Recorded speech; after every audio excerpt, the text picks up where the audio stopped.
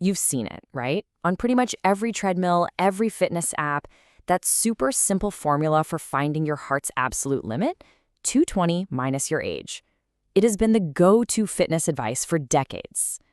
But what if it's just plain wrong for you? Let's dig in. I mean, it's a really important question if you're serious about your training, or even if you're just curious about your health.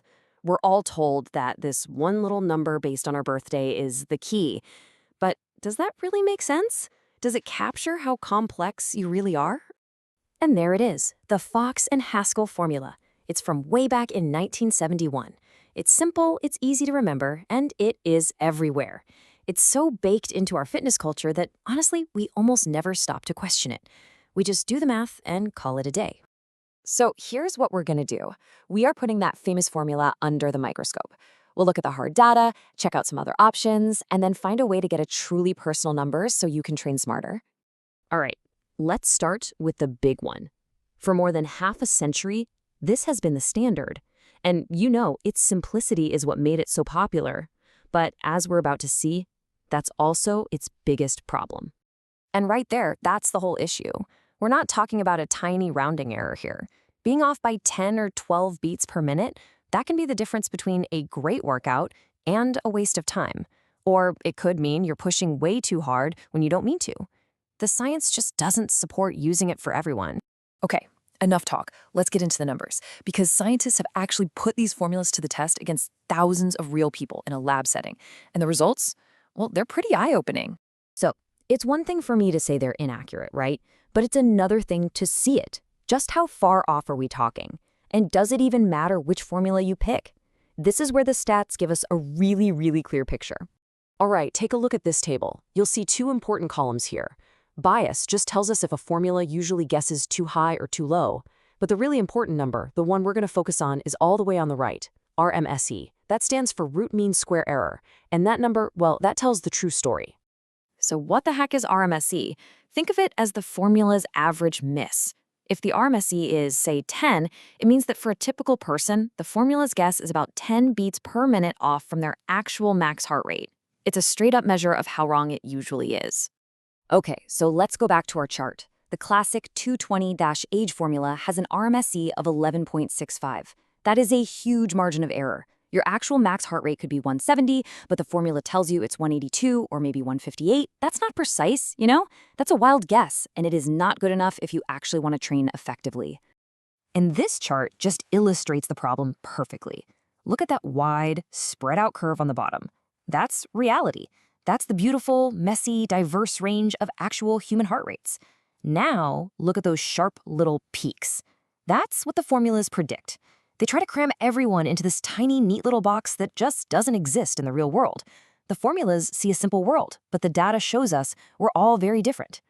So because of all these problems, scientists have been trying for years to come up with a better formula. So here you have the classic on the left, and on the right, you've got a much more modern one, the Tanaka formula. You can see it starts with a different number, and it uses a decimal, which is an attempt to more accurately show how our max heart rate actually changes over time. So are these newer formulas any better? Let's check the data. This chart shows us the average error, that RMSE value, for a few common formulas. The classic Fox formula is way up at 11.65. Tanaka and Karvonen are a little better, down around 10.7. So yeah, they're an improvement, but only by about 1 beat per minute. They're still off by an average of more than 10 beats. And that leads us to a really crucial point. The problem isn't just about finding the perfect formula. The whole concept is the problem. Trying to predict something so personal and complex using just one variable, your age, is just fundamentally flawed from the start. We need a totally different way to think about this. And that brings us to a much, much smarter idea called heart rate reserve. So instead of just looking at the absolute ceiling, your max HR, this method looks at your entire working range, from your lowest resting rate all the way up to your max.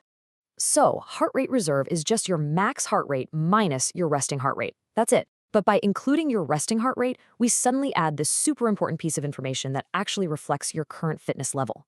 Think about it. A pro athlete and a couch potato could have the same max HR, but the athlete's super low resting heart rate gives them a much, much bigger engine to work with. And we use this with something called the Karvonen formula. It's actually a pretty simple 4-step process. 1, measure your resting heart rate, ideally right when you wake up.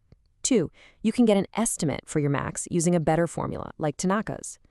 3, subtract resting from max. That's your heart rate reserve. And 4, this is the magic step.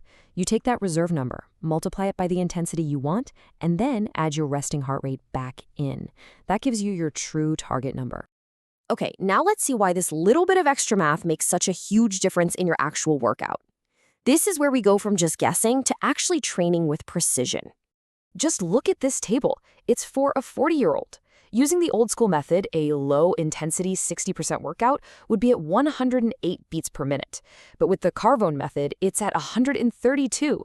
That is a 24 beat per minute difference. With the old method, you might be barely working hard enough to improve. The Karvonen method, though, puts you right in that effective training zone. And the difference is huge no matter what intensity you're looking at. So why does all this matter for you? Well, first off, your training zones are now actually yours. They're personalized. It stops you from undertraining and wasting time on easy workouts that aren't doing much. And the coolest part? As you get more fit, your resting heart rate will drop and your zones will automatically adjust with you. It's a living, breathing system that lets you get the most out of that fancy watch on your wrist. And hey, don't just take my word for it. The American College of Sports Medicine, basically the top authority in exercise science, recommends the Karvonen formula for this exact reason. It understands that your current fitness level is just as important as your age. You know, the takeaway here is pretty simple. The days of just grabbing a one-size-fits-all formula should be over. We have the data, we have the tools to do so much better.